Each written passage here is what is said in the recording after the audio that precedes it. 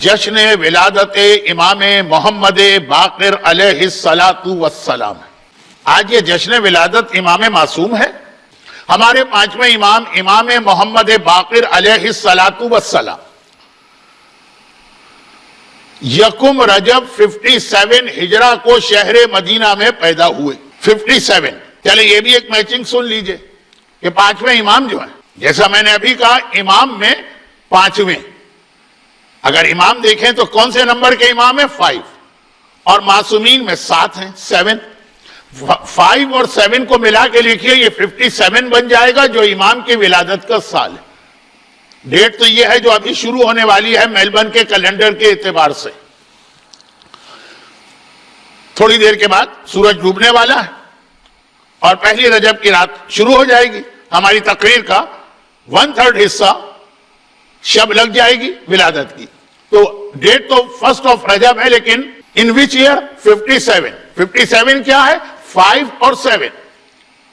5 ہے پانچویں امام کی امامت کا نمبر، 7 ہے 14 معصومین میں معصوم نمبر 7، اور یہی پانچویں امام کی ایج بھی 57۔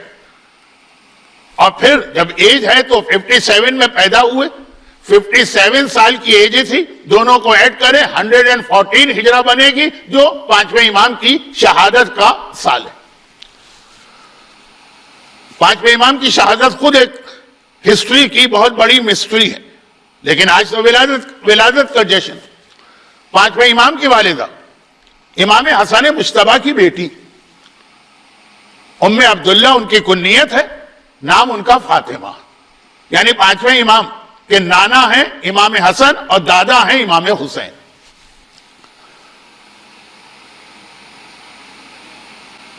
پانچویں امام شہر مدینہ میں پیدا ہوئے،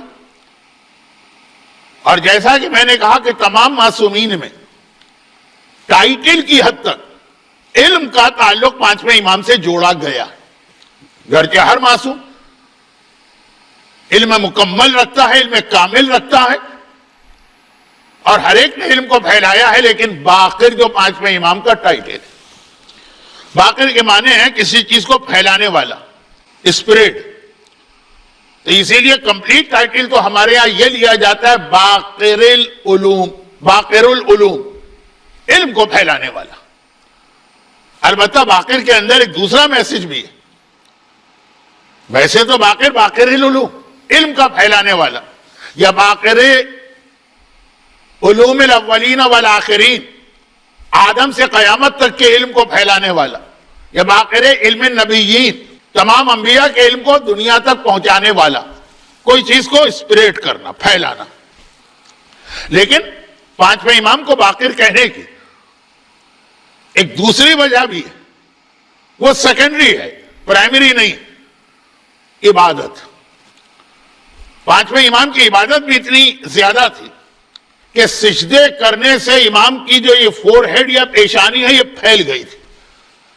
اتنے سجدے کرتے تھے کہ پیشانی جو تھی یہ پھیل گئی تھی۔ لیکن اصل جو وجہ ہے وہ تو وہی علم کا پھیلانا۔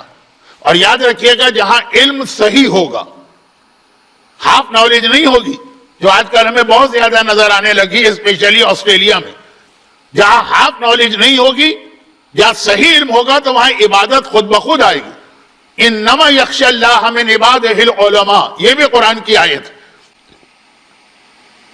اللہ کا نام لینے والے تو بہت ہیں، لیکن اللہ سے ڈرنے والے صرف صاحبان علم۔ اور جب اللہ کا ڈر دل میں پیدا ہوتا ہے تو آدمی کی پیشانی اللہ کے سامنے جھکتی۔ اب یہ ڈر ایک ایسا لفظ ہے کہ جو اردو میں تو ایک ہی لفظ ہے، شاید یہ لفظ بھی ہندی کا ہے، عربی میں اس کے لیے الگ الگ الفاظ آئے ہیں جس کو سمجھانے کا موقع نہیں۔ علم آئے گا تو عبادت آئے گی، علم آئے گا تو تقوی آئے گا، علم آئے گا تو سجدے آئیں گے۔ تو اصل چیز جو ہے پرائمری وہ ہے علم۔ اب مولا نے بھی علم پھیلایا، رسول خدا تو معلم کتاب و حکمت بن کے آئے، ہر امام نے علم پھیلایا، حتیٰ ہمارے ہاں سب سے مشہور چھٹے امام ہیں، مگر باقر کا لقب ملا پانچویں کو۔ پانچویں امام کی سیرت کا ایک انتہائی اہم پہلو یہ کہ پانچویں امام خود کربلا میں موجود تھے. علم امامت سے کربلا کے واقعات کو ہر ایک کو معلوم ہے, یعنی ائمہ میں سے ہر ایک کو معلوم, لیکن پانچواں امام خود فزیکل وٹنس ہے, آئی وٹنس ہے. 57 ہجری میں پیدا ہوئے ہیں اور 61 ہجرہ میں کربلا کا واقعہ ہوا, تو 4 سال کی ایج تھی جب کربلا میں تھے. اور وہ سارے کربلا کے واقعات اپنے علم کے علاوہ اپنی آنکھوں سے بھی دیکھے. تو عزاداری کو اسپریڈ کرنے کے حوالے سے باقر, پھیلانے والا, علم کا پھیلانے والا, عزاداری کا. اور سجدے اتنے کیے کہ جسم فزیکلی پھیل گیا, یعنی پیشانی پھیل گئی. عزاداری یہ پانچویں امام کی زندگی کا ایک خاص پہلو ہے. چوتھے امام نے خود ماتم کیا, جہاں گئے صف عزا بچھائی. وہ حج پر ہو, عمرے پر ہو, زیارت پر ہو, ہر جگہ امام ماتم کر رہے ہیں. پانچویں امام نے باقاعدہ اسے ایک انسٹیٹیوشن کی شکل دے کے عزاداری کروائی. چوتھے امام نے سلسلہ شروع کیا. چوتھے امام کی عزا کی توہین کون کر سکتا, لیکن پانچویں نے اس کو اور آگے بڑھایا. علم کے حوالے سے بھی یہی ہے, لیکن وہ تھوڑی دیر کے بعد آتا ہوں. چنانچہ دو چیزوں سے میرے اس چھوٹے سے معروضے کو سمجھیے. ہر موضوع اپنی جگہ پوری تقریر چاہتا ہے. نمبر 1, پانچویں امام نے اپنی شہادت کے موقع پر, پھر عرض کر دوں, پانچویں امام کی شہادت ہسٹری کی ایک بہت بڑی مسٹری, لیکن زندہ رہا اور موقع بنا تو اس وقت بیان کروں گا. ابھی صرف اتنی سی بات کہ اپنی شہادت کے موقع پر جو وصیتیں کی تھی, وصیت نامہ, اس میں یہ جملہ تھا کہ میرے مال میں سے میرا 1/3 میرے جد امام مظلوم کی عزاداری میں خرچ کیا جائے, میری جانب سے عزاداری قائم کی جائے, میری جانب سے. دوسروں کو پیغام دینا کہ تم مجلس کراؤ, تم عزاد کو بڑھاؤ, تم عزاداری قائم کرو, یہ بہت بڑی عبادت. لیکن خود بھی ایک شخص کو اپنے مرنے کے بعد اپنی جائیداد میں صرف 1/3 کی وصیت کا اختیار ہے, اس سے زیادہ کا نہیں. وہ پورا اختیار امام معصوم نے استعمال کیا عزاداری کے لیے. بلکہ بعض ہسٹریز میں تو یہ لکھا ہے کہ خالی یہی نہیں کہ عزاداری, بلکہ یہ کہا کہ حج کے موقع پر مینا کے میدان میں میرے دادا کی صف عزا بچھانا اور عزاداری کو قائم کرنا. میری عادت نہیں ہے اپنے حوالے سے کچھ باتیں بیان کرنے کی, لیکن کچھ باتیں اتنی واضح ہیں. 40 سال سے زیادہ عرصے ہم نے امام معصوم کی تحدیث پہ عمل کیا. مجھے یاد ہے کہ جب میں نے پہلا حج کیا تھا, اس وقت مینا کے میدان میں بہت چھوٹے پیمانے پہ عزاداری ہوتی تھی. اس کی وجوہات بھی ہیں, لیکن باقاعدہ پراپر طریقے سے انڈیا اور پاکستان کی حد تک بات کر رہا ہوں. ایرانی قافلوں کا مجھے نہیں معلوم. ہم نے امام پنجم کی یہی حدیث, کیونکہ حج ایک طرح سے شروع ہوتا ہے 8 تاریخ کو, اور اس سے ایک دن پہلے 7 تاریخ کو پانچویں امام کی شہادت ہے. ایک دن پہلے, تو حج شروع ہونے سے ایک دن پہلے والی تقریب, 1 سال نہیں 40 سال سے زیادہ. میں نے اس میں ہمیشہ یاد دلایا کہ امام نے حج میں مینا کے میدان میں عزاداری کا حکم دیا ہے, آپ کو اس میں شریک ہونا. اور کتنا ٹف ٹائم تھا, خانہ خدا پہ اٹیک ہوا تھا, صدام نے ایران پہ حملہ کیا تھا. ماہ فروری کی وہ تاریخیں ہیں جو اسلامی انقلاب کی 42 سالگرہ, اس پر بھی بات کرنا چاہیے تھی, لیکن وقت نہیں. تو ایک جملے میں صحیح, اس انقلاب کے بعد جس انداز سے سعودی حکومت کا, جو پہلے ہی اینٹی شیعہ تھی, لیکن اور سخت اسٹائل ہوا, کس طرح سے روکا جاتا تھا اور سختیاں کی جاتی تھی, آج تو کچھ بھی نہیں ہے. لیکن ان تمام ماحول کے اندر 2 مرتبہ ملٹری کا اٹیک بھی ہوا ہماری مجالس میں, لیکن وہ سلسلہ جاری رکھا کیونکہ امام معصوم کی وصیت تھی میرے مال سے. اور یہاں پر پھر ایک چھوٹا سا جملہ کہہ دوں, اب ہم لوگوں کی ایک ذمہ داری بنتی ہے کہ جب تمہاری عمر اتنی ہو گئی، اسلام ہم سے کہتا، اور تجربہ اتنا ہو گیا، تو مومنین کرام کو اپنا تجربہ پہنچاؤ. کیوں وہ ٹرائل اور ایرر کے مرحلے میں ہر مومن کو ڈالو جب تم خود دیکھ چکے ہو کہ جو غلطیاں 40 سال پہلے کی گئیں آج اس کے نتیجے میں کیا نقصان ہو رہا ہے؟ تو لوگوں کو ابھی سے بتا دو کہ بھائیوں اور بہنوں یہ غلطیاں لوگ کر چکے ہیں تو یہ نقصان ہوا ہے، آپ نہ کریں. کیوں چھوڑ دیتے ہو لوگوں کو کہ چلے پھر وہ یہی غلطی کریں اور 30 سال بعد پچھتائیں؟ یہ جملے کا ایک کانٹیکسٹ ہے، یہ 5ویں امام کے حوالے سے. 5ویں امام نے فرمایا میرے جد کی عزاداری اور وہ مینا کے میدان میں جہاں دنیا بھر کے حاجی موجود، اور میرے پیسے سے، میرا پیسہ جو میرا مال ہے وہ خرچ ہوگا. علامہ مجلسی کی بحار الانوار کا ایک صفحہ، اور اس میں روایت نقل ہو رہی ہے کہ امام فرماتے ہیں قال ابو عبداللہ علیہ السلام الشیعۃ الثلاث، شیعوں کی 3 قسمیں ہیں. لفظ شیعہ آیا ہے، شیعہ 3 قسمیں. محب واد، ایک ہم سے محبت کرنے والا اور مودت رکھنے والا، واد مودت رکھنے والا، فہو منا، وہ ہمارا. وَمُتَزَيِّنٌ بِنَا وَنَحْنُ زَيْنٌ لِمَنْ تَزَيَّنَ بِنَا، ایک وہ جو ہمارے ذریعے سے، بہت بھونڈا ترجمہ کر رہا ہوں، پنجابی کا ایک لفظ ٹھور بنانا چاہتا، وہ ہمارے ذریعے سے دنیا والوں کے سامنے اپنے آپ کو بڑا چڑھا کے پیش کرنا چاہتا ہے، ہم بھالی والے ہیں. اور پھر امام فرماتے وہ مستاقل بن الناس. اور تیسرا شیعہ وہ ہے، لفظ شیعہ کہا، شیعہ جو ہمارے ذریعے سے لوگوں سے پیسے لیتا ہے اور کھاتا ہے. اب اس کے بعد بیان، علامہ مجلسی کہتے ہیں کہ اس کی تشریح فرماتے ہیں یہ جو آخری کیٹیگری امام نے بتائی ہوا، یہ وہ لوگ ہیں ان یجعلوا اظہار موالاتہم، جو ایسا ظاہر کرتے ہیں کہ جیسے بڑے موالی، ان سے زیادہ مولا کے فضائل پڑھنے والا اور بیان کرنے والا کون ہے.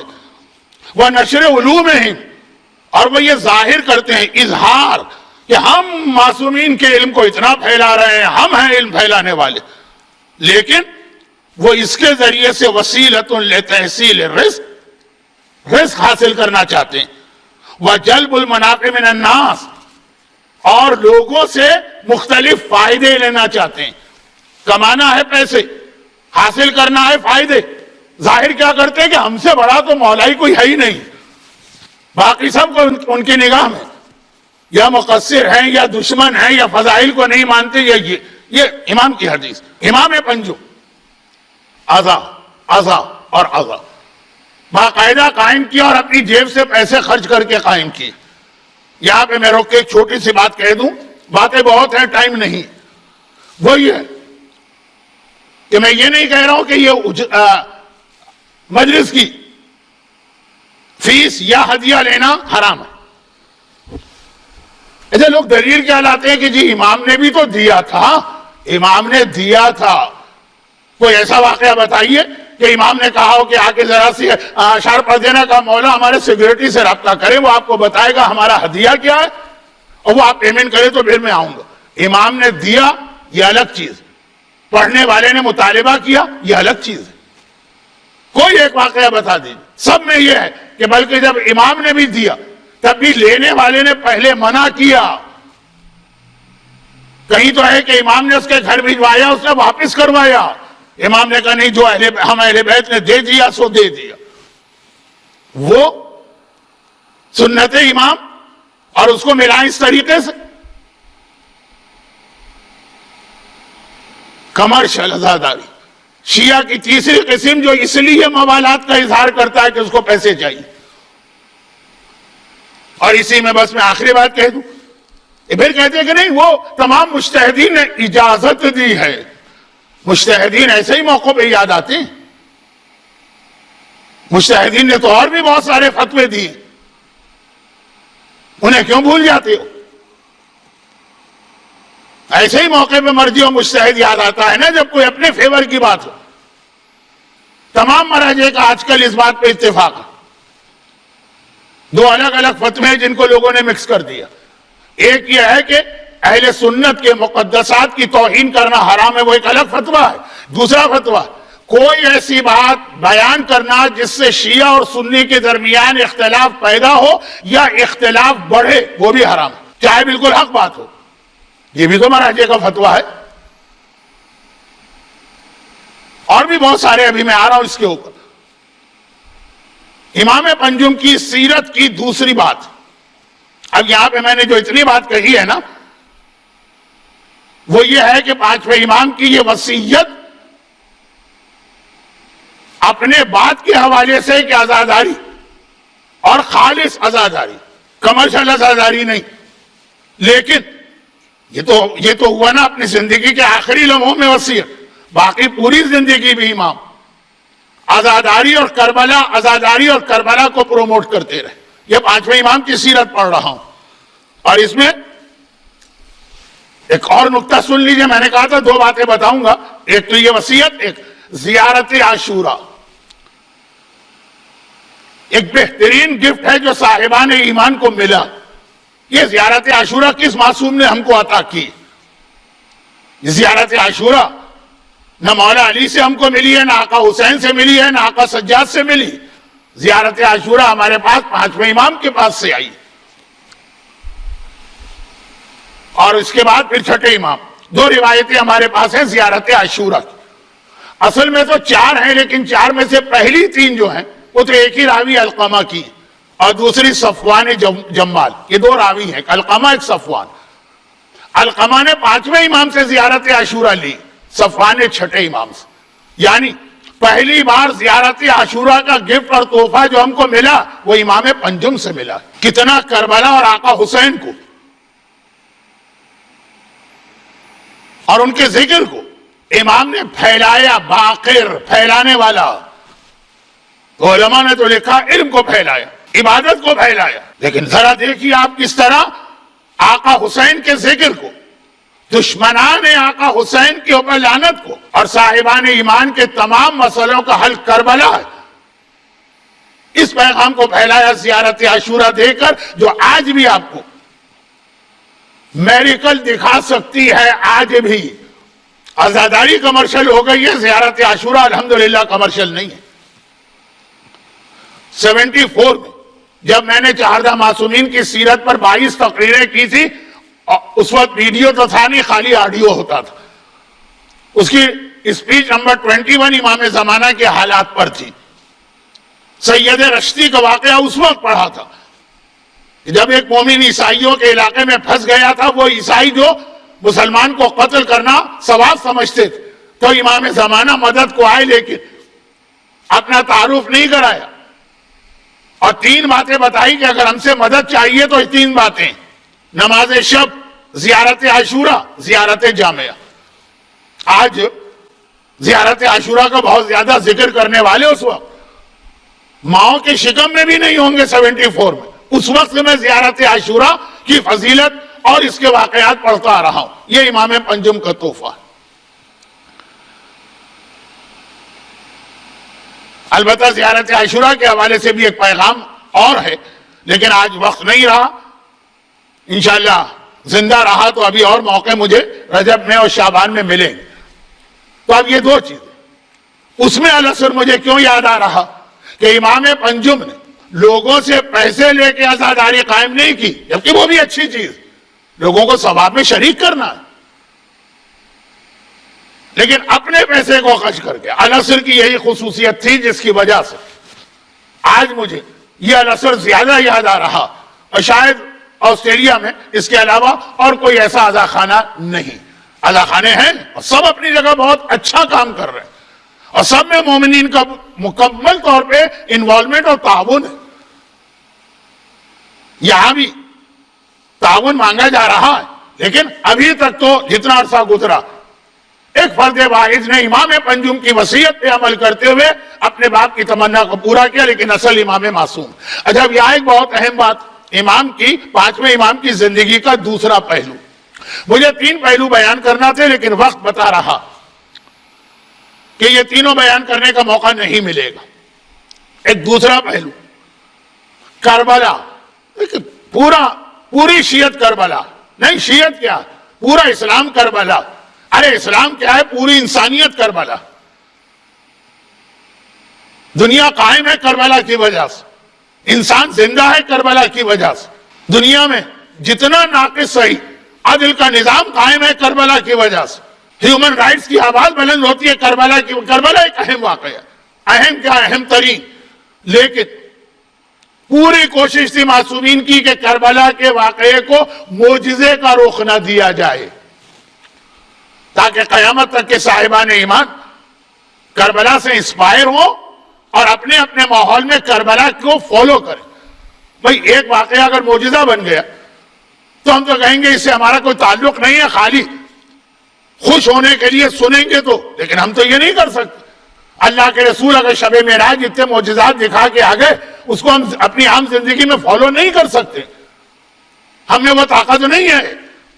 تو کربلا کو ہر مومن کی زندگی میں، ہر انسان کی سانس میں شامل کرنا، اس کے لیے کربلا کو ہر جگہ معجزے سے بچایا گیا. معجزہ نہ دکھایا جائے، اس طرح سے جہاد کربلا کیا جائے کہ قیامت تک کا ہر مسلمان، ہر انسان کربلا کو فالو کر سکے. اس طرح سے ہر آدمی کے ذہن میں کہ اس طرح سے ہم بھی حق کے خلاف، حق کی حمایت میں اور باطل کے خلاف جہاد کر سکتے. ایسے ایسے موقعوں پہ معجزے کو روکا گیا کہ ہم اور آپ نہیں روک سکتے.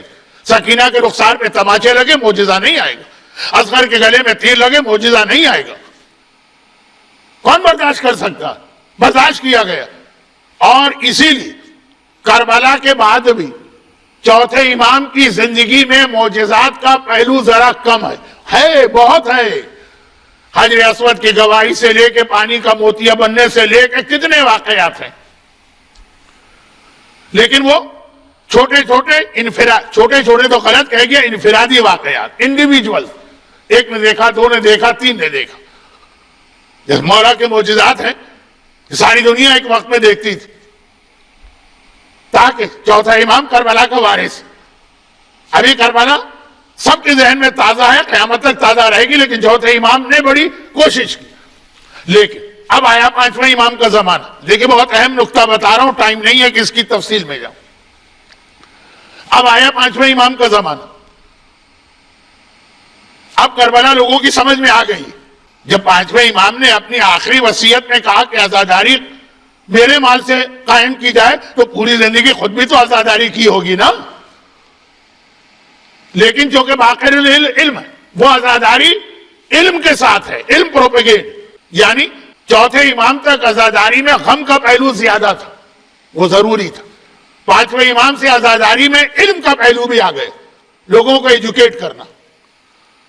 اب یہ جو پانچویں امام کی سیرت کا پہلو ہے، تو اب اس میں یہ تھا کہ کربلا کو اتنا وقت گزر گیا تھا کہ فوراً جسٹ آفٹر کربلا جو عالم اسلام پہ ایک غم کی کیفیت تھی، اب اس سے ایک اسٹیج عالم اسلام آگے آگے. اب ان کو ایجوکیٹ کرنا. اب اگر معجزے کی طاقتیں چھپا لی جائیں تو معصومین کا اسٹیٹس عام آدمی کے برابر بن جاتا. کربلا کے حوالے سے بھی کبھی یہ اعتراض تو ہوتے ہیں نا کہ آپ کہتے ہیں کہ ائمہ معصومین کے پاس اتنی طاقت تھی، کربلا میں کیوں نہ دکھائی. اس کے بہت جواب دیے جاتے ہیں.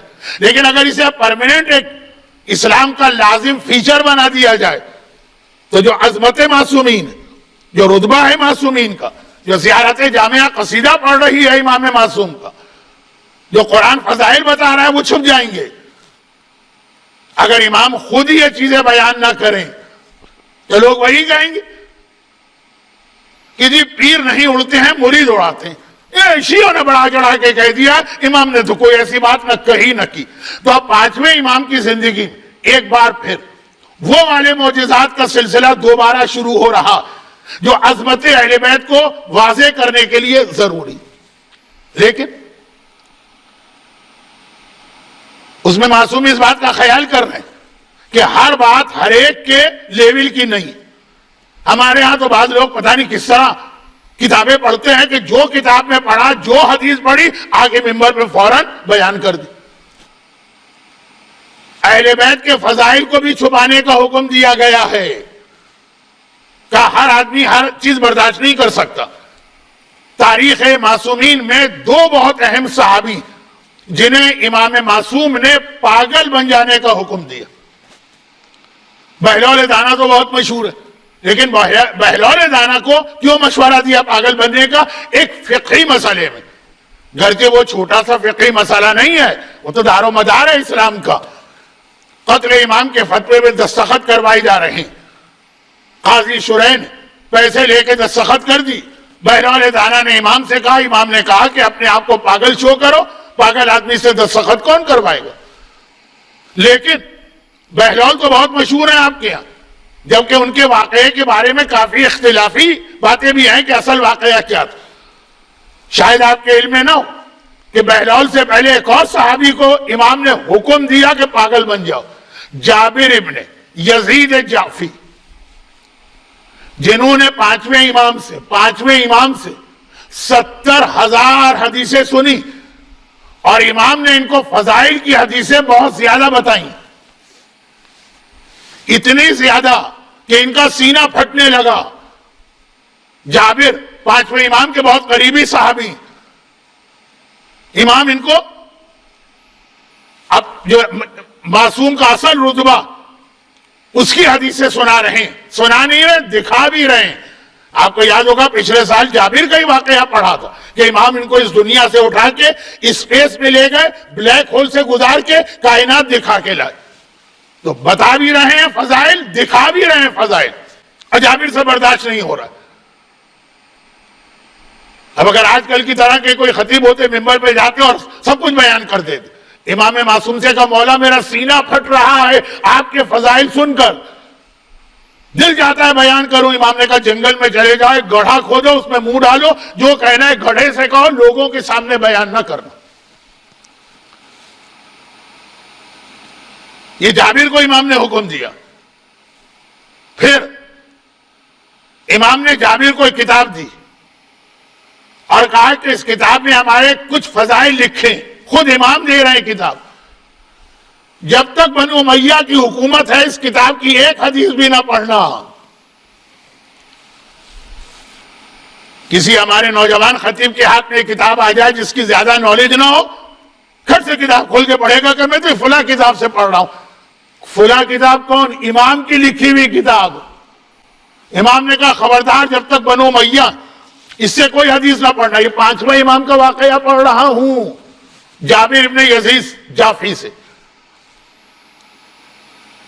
اگر تم نے بنو امیہ کے زمانے میں، دیکھیں جملے سنیے امام کے، ایک حدیث بھی اس میں سے پڑھی تو میری اور میرے تمام معصوم بزرگوں کی لعنت ہو تم پر. اپنے قریب ترین صحابی سے کہہ رہے ہیں کہ لعنت ہو تم پر. اب وہ جابر سے برداشت نہیں ہو رہا ہے، اس میں اتنے ایسے فضائل تھے امام کے. اچھا، جابر سے امام نے جو ایک شرط لگائی، وہ شرط ہی یہ تھی کہ یہ والے فضائل نہ بتانا لوگوں کو. ہاں تمہیں دے رہا ہوں کیونکہ تم ہمارے انتہائی مولائی ہو، یہ تمہارے لیے. ضروری نہیں ہے کہ جو چیز ایک مولائی کے لیے ہے وہی ہر آدمی کو بتائی جائے. اب امام کو تو معلوم ہے کہ جابر 128 ہجری میں انتقال کر جائیں گے، بنو امیہ 132 تک حکومت کریں گے، یعنی وہ شرط ہی ایسی لگائی کہ جابر کو بنو امیہ ہی کے زمانے میں موت آئے گی. پھر ایک اور کتاب دی اور کہا یہ کتاب میں تمہیں دے رہا ہوں، اس میں بھی ہمارے فضائل ہیں، یہ تو قیامت تک کسی کے سامنے بیان نہ کرنا ورنہ میری اور میرے معصوم بزرگوں کی لعنت ہو تم پر. اب جابر کی جو پہلی کتاب تھی، کہا گیا کہ جابر کی موت کے بعد اس میں سے کچھ حدیثیں ان کے وارثوں کے ذریعے سے یا ان کے شاگردوں کے ذریعے سے لوگوں کے سامنے آ گئے. اتنے اب کربلا کا واقعہ ختم. اب وہ وقت منزل آ رہی کہ معصومین کو اپنی صحیح معرفت کرانا ہے. ہمیں کیا پہچانو، نصیریوں نے اگر ہمارے آگے سجدہ کیا وہ دھوکہ تو کھا گئے، لیکن ہمارے فضائل بھی تو سنو کتنے. لیکن وہ آہستہ آہستہ. اچھا، جابر پر ایک الزام آج تک ہے کہ جابر جو ہے وہ غالی. یہ بہت آسان ہے ایک الزام لگا دینا. جن کو غالی کہا گیا ان میں سے اکثر غالی نہیں. وہ ہوا یہ کہ کربلا سے لے کے 5ویں امام تک معصومین کے وہ والے فضائل سامنے نہیں آئے. اب اچانک آنے لگے جو حقیقی فضائل ہے تو لوگوں کو لگا کہ جیسے غلو ہو رہا. یہ ایک الگ موضوع ہے، وقت نہیں ہے، ایک گھڑی پتہ نہیں کہاں کی بنی ہوئی ہے، جاپان کی کہ کہاں بہت فاسٹ چلتی ہے. جابر اتنا امام نے ان کو روکا, ان کو ذریعہ بنایا اپنے فضائل لوگوں تک پہنچانے کا اسٹیجز میں, اور ان کو اتنا روکا. پھر بھی جب آدمی کے سینے میں اتنے فضائل آ جائیں تو کبھی نہ کبھی کہیں نہ کہیں کچھ نہ کچھ بات نکل جاتی ہے. جابر کی زندگی خطرے میں تھی. جابر ایک سال حج پر آئے. یہ پانچویں امام کے حالات ہیں, جابر کے حالات نہیں ہیں. جابر ایک سال حج پر آئے تو پھر حج کے بعد مدینے گئے, روضہ رسول کی زیارت کی, پانچویں امام سے ملاقات کی, کچھ اور حدیثیں سنی, اور پھر وہاں سے اپنے شہر کوفے کی جانب چلے. یہ کوفے کے رہنے والے. اب صبح سویرے نکلے, زہر تک مسلسل 8 گھنٹے چلتے رہے. پھر زہر کا وقت ہو گیا, نماز پڑھنا. چنانچہ رکے, انہوں نے نماز پڑھی, اور ان کے ساتھ ان کے ایک ساتھی ہیں. وقت کم ہے تو میں شارٹ کر رہا ہوں, میرے پاس مجالس مجھے کم ملتی ہیں العصر میں, اور باتیں اتنی ساری بیان کرنے کی ہیں. تو خلاصہ یہ ہے کہ رکے جابر, ظہر کی نماز پڑھی, اور نماز پڑھ کے ہی فارغ ہوئے ہیں, دسترخوان بچھائے تھوڑا سا کھائیں گے کہ اچانک ایک بہت ہی خوبصورت اور ذرا عجیب شکل و صورت کا اور عجیب لباس والا آدمی ایک دم ان کے سامنے آ گیا, گھوڑا دوڑا کر. جابر نے دیکھا, اس نے کہا کہ جابر ابن یزید جعفی نا, تم جابر ہو نا؟ ہاں. کہا یہ خط میں لے کر آیا ہوں, تمہارے نام پانچویں امام نے خط بھجوایا. پانچویں امام نے لکھ کر خط بھجوایا. کہا میرے نام خط بھجوایا؟ 8 گھنٹے پہلے تو میں مدینے میں امام سے رخصت ہو کے مل کے رخصت ہو کے آیا ہوں, اور یہ 8 گھنٹے کے بعد خط آیا. یہ خط امام نے تمہیں کب دیا؟ کہا کہ ظہر کی نماز میں نے امام کے ساتھ پڑھی اور اس کے بعد امام نے خط دیا. ہاں, ظہر کی نماز تم نے امام کے ساتھ پڑھی, اور ظہر کی نماز کا یہ وقت ہے 8 گھنٹے. 8 گھنٹے کا سفر تم نے 8 منٹ میں طے کر لیا. اب یہ اس زمانے کے اعتبار سے ناممکن چیز. جابر پریشان, تم کون ہو؟ کہا کہ میرا تعلق قوم جن سے, میں جن ہوں, بہت امام کی خدمت کرنا چاہتا ہوں, امام کے گھر جاتا ہوں, بار بار کہتا ہوں مولا کوئی خدمت مجھ سے لیجئے, اور امام ہمیشہ منع کر دیتے. آج بھی جب میں گیا کہ مولا میرا دل چاہتا میں آپ کی کوئی خدمت کروں. پانچویں امام کے زمانے میں جنوں کا امام کے گھر آنا, ان کا شاگرد بننا, میں نے پچھلے سال شاید یہ حدیث پڑھی, جو جن آتے تھے تو جاٹ قوم ایک ہوتی ہے, ہندوستان میں بھی ہے اور پاکستان میں بھی ہے, غالباً پنجاب کے علاقے سے اور ہریانہ کے علاقے سے ان کا تعلق. عربی میں اس کو کہتے زت, زے توئے, زت, ذات. اس شکل میں آ کے امام سے علم حاصل کرتے تھے جنوں کی جماعت, پانچویں امام سے. یہ سب معتبر واقعات ہیں کیونکہ یہ اصول کافی میں بھی کوٹ کیے گئے, اصول کافی میں. تو وہ تو شاگرد تھے امام کے, اس کے علاوہ بھی بہت سارے جن. چوتھے امام کے زمانے میں جنوں کو روکا گیا نہیں آنا. کربلا کا معجزے سے کوئی ربط نہ بنے, کربلا انسانیت کے لیے ایک ایسا واقعہ بنے کہ قیامت تک مومن ہو کہ منافق ہو کہ کافر ہو کہ شیعہ ہو کہ سنی ہو کہ عیسائی ہو کہ پاکستانی ہو کہ آسٹریلین ہو کہ امریکن ہو کہ گورا ہو کہ کالا ہو, سب کے لیے ایک رول ماڈل بنے. تو روکا گیا. اب پانچویں امام کے زمانے میں پھر آنے لگے. تو میں بار بار کہتا تھا, آج میں پہنچا امام کے ساتھ ظہر کی نماز پڑھی تو میں نے کوئی خدمت لے لیجیے. امام نے کہا چاہیے خط میرا لے کے جاؤ, میرا ایک بہت مخلص صحابی ہے, اس کو فوراً یہ خط پہنچانا. ویسے تو امام ہوا کے ذریعے بھی خط بھیجوا سکتے تھے اور بھی طریقے تھے, لیکن یہ جن کھڑا ہوا ہے سر کے اوپر, مولا کوئی خدمت کا لے کے جاؤ. میں لے کے آیا. جابر کو حیرت نہیں ہوئی کیونکہ جابر تو امام کے وہ والے معجزات دیکھ چکے ہیں اور وہ حدیثیں سن چکے ہیں جہاں اس سے بھی بڑی بڑی باتیں تھیں. تو جابر نے خط لیا, خط میں کچھ لکھا تھا, جابر نے پڑھا, دم چہرے کا رنگ بدل گیا. جابر کے ساتھ ان کا ایک دوست, بتائے نہیں جابر نے کیا بات. یہ دونوں چلے پھر کوفہ پہنچے. ان کا دوست کہتا ہے کہ شام کا وقت تھا, میں اپنے گھر چلا گیا, جابر اپنے گھر. اگلی صبح کو میں رات بھر آرام کر کے جابر سے ملنے گیا. ایک عجیب منظر دیکھا, جابر اپنے گھر کے باہر محلے کے سڑک پہ کھڑے, پاگل, سر پہ عمامہ نہیں ہے, بال بکھرے ہوئے ہیں, پاگلوں جیسی حرکتیں کر رہے ہیں. ایک لکڑی ان کے پاس ہے جس کے سہارے آدمی چلتا ہے نا, واکنگ اسٹک, اس پہ بیٹھے ہیں, کہہ رہے چل میرے گھوڑے چل, چل میرے گھوڑے چل. چاروں طرف اس محلے کے بچے کھڑے ہوئے جابر کے کو دیکھ کر تالیاں پیٹ رہے ہیں.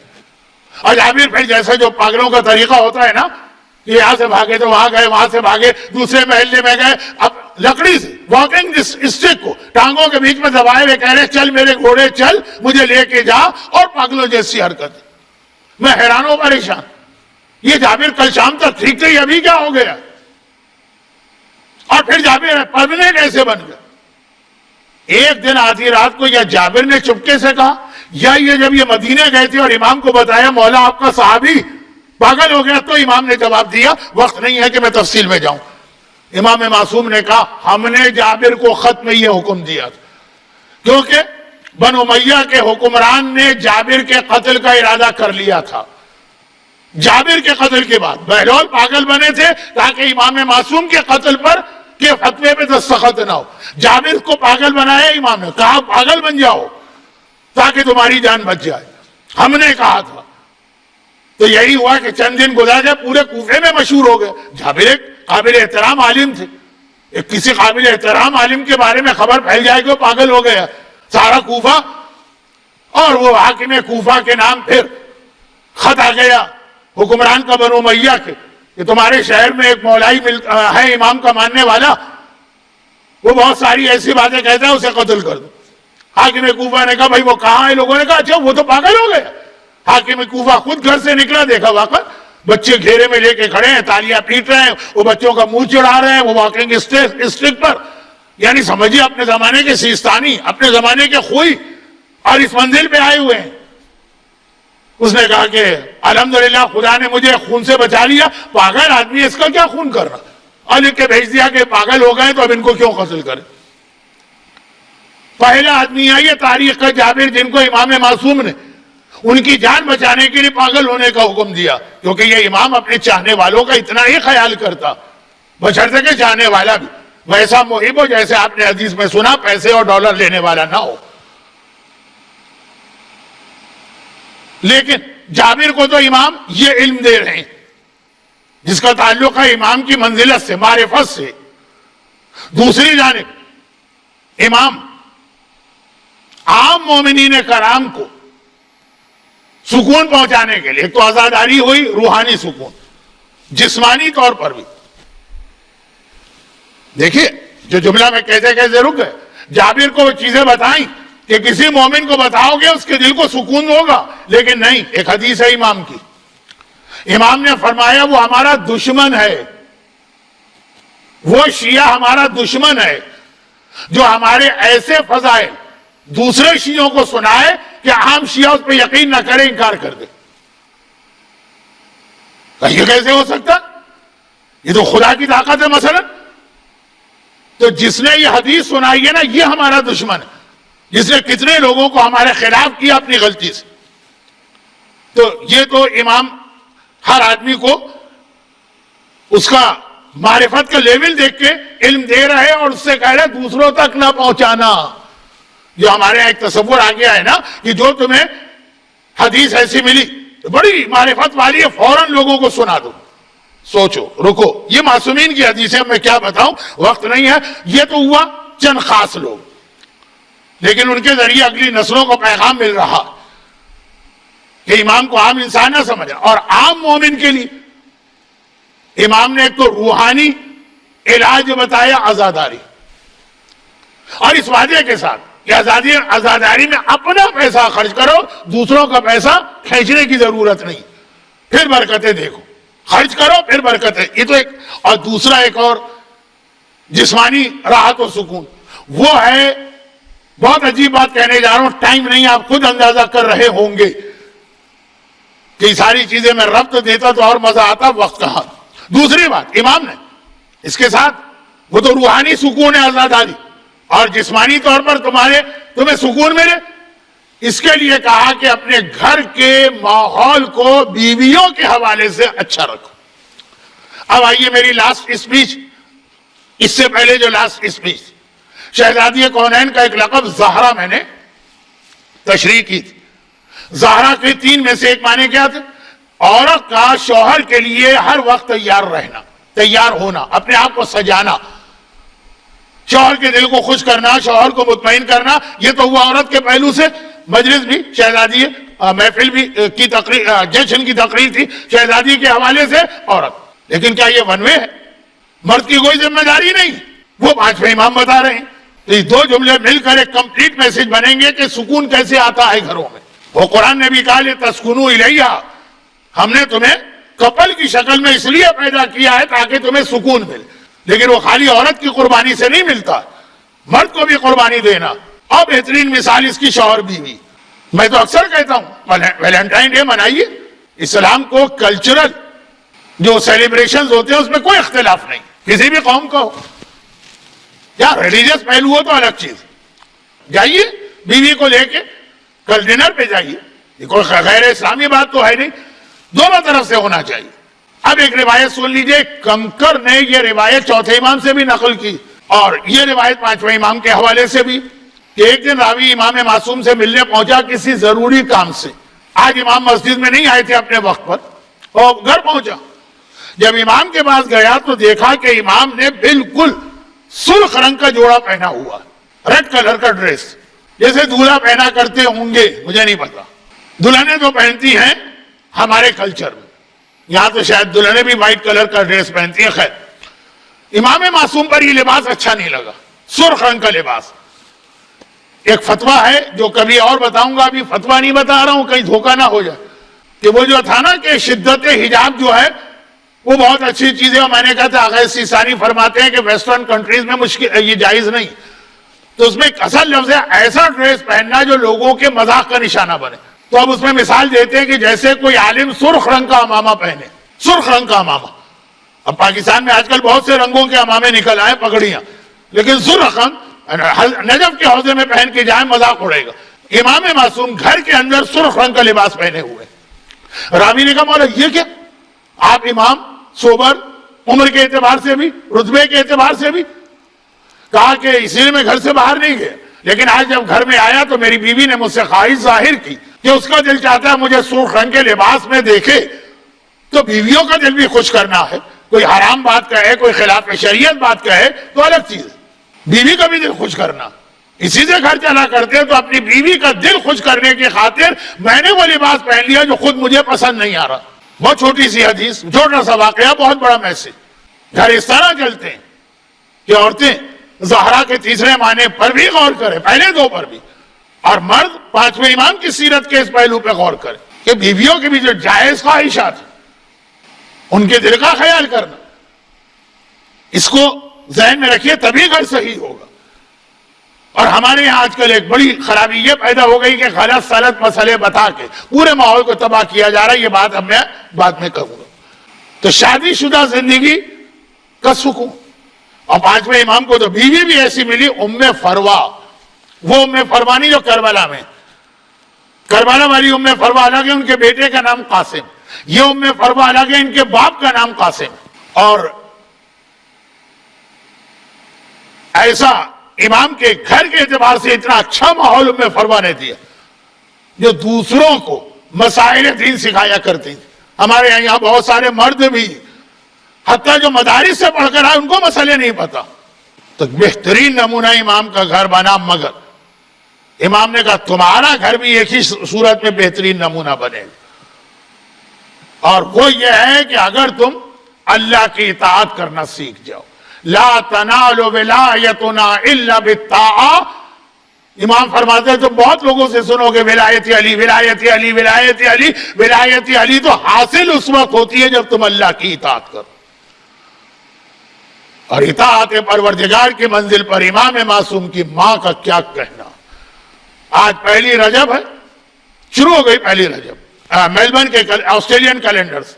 امام معصوم کے والد تو چوتھے امام ہیں، اور امام معصوم کی والدہ وہ فاطمہ بنت حسن مجتبی، امام حسن کی بیٹی، شہزادی فاطمہ کا پوتا، شہزادی فاطمہ کی پوتی. یہ دو کا جب میچ ہو تو جو بچہ دنیا میں آئے گا وہ کتنا عظیم بچہ ہو. اور پانچویں امام نے خود کہا میری ماں صدیقہ ہے، شہزادی کونین صدیقہ کبریٰ ہے، اور یہ شہزادی کی پوتی ہیں یہ بھی صدیقہ. کتنا عجیب میچ تھا. چوتھے امام کا نام ہے علی اور ان کی بیوی کا نام ہے فاطمہ. اور یہ علی اور فاطمہ جب شادی کے رشتے میں منسلک ہوئے تو ہمارے سامنے وہ محمد آیا جس محمد نے پہلے محمد کی یاد تازہ کر دی. یہ پہلا محمد اگر ساری کائنات کو علم دے رہا ہے یعلمہم الکتاب، تو اس محمد نے بھی ساری کائنات کو علم دیا، لیکن وہ علم جو خوف خدا کے ساتھ. خدا بندہ پانچویں امام کی ولادت کی اس خوشی کا واسطہ ہم انہی کے وسیلے اور واسطے سے اپنی تمام حاجتیں تیری بارگاہ میں پیش کرتے ہیں، الگ الگ بیان کیے بغیر. یہ خدا بندہ ان امام معصوم جو فاطمہ کے پوتے اور فاطمہ کی پوتی کی شادی کے نتیجے میں پروردگار نے اس دنیا میں جن کو بھیجا، ان امام معصوم کے وسیلے سے ہماری ساری حاجتیں پوری فرما. آج کل صاحبان ایمان میلبرن سے لے کے پاکستان تک، پاکستان سے لے کے گلف تک، گلف سے لے کے نارتھ امریکہ تک بیٹیوں کی شادی کے حوالے سے بہت پریشان ہے. خدا بندہ آخر میں کچھ جملے شادی کے آئے. تجھے واسطہ اس شادی کے رشتے کا جس کا میں نے ذکر کیا، تمام صاحبان ایمان کو، اپنی اولاد اور بیٹیوں کی اس پریشانی کو دور فرما. ہمارے تمام مرحومین کی مغفرت فرما، خصوصاً مرحوم غلام عباس پنجو صاحب جنہوں نے خواب ایسا دیکھا اور ایسی ان کی نیک و سعادت مند اولاد کے جس نے پانچویں امام کی سیرت کے مطابق یہ عزاخانہ بنا کے میلبرن کے مومنین اور آسٹریلیا کے مومنین کو ایک تحفہ دیا. خدا بندہ ہمیں مرتے دم تک بلکہ جنت تک آقا حسین کا عزادار بنا، اور پانچویں امام کی ولادت کی خوشی کو صحیح معنوں میں منانے کے لیے امام کے وارث و فرزند جس کا اپنا نام بھی وہی ہے جو امام کا نام ہے، اور جس کا اپنا مشن بھی وہی ہے جو پانچویں امام کا مشن، وہ بھی باقی ہے، علم پھیلائے گا، اس کا نام بھی محمد ہے. خدا بندہ تجھے واسطہ پانچویں امام کی ولادت کے جشن کی خوشی مکمل کرنے کے لیے ظہور امام میں تعجیل فرما. خوشی کے موقع میں بادشاہ قیدیوں کو رہا کرتے، ہم میں جو گناہوں کی قید میں ہیں ان کو اس قید سے رہا فرما، جو بیماری کی قید میں سب کو شفا کاملہ عطا فرما، جو رزق کی کسی پریشانی میں مبتلا اس پریشانی کو دور فرما. ربنا تقبل منا انک انت السمیع العلیم. آپ سب کو پانچویں امام کی ولادت کا جشن مبارک. آپ سب کی نیابت کرتے ہوئے امام زمانہ کو مبارکباد دیتا ہوں، شہزادی کونین کو مبارکباد دیتا ہوں، مولا علی کو مبارکباد دیتا ہوں، آقا حسین کو مبارکباد دیتا ہوں. اور ابھی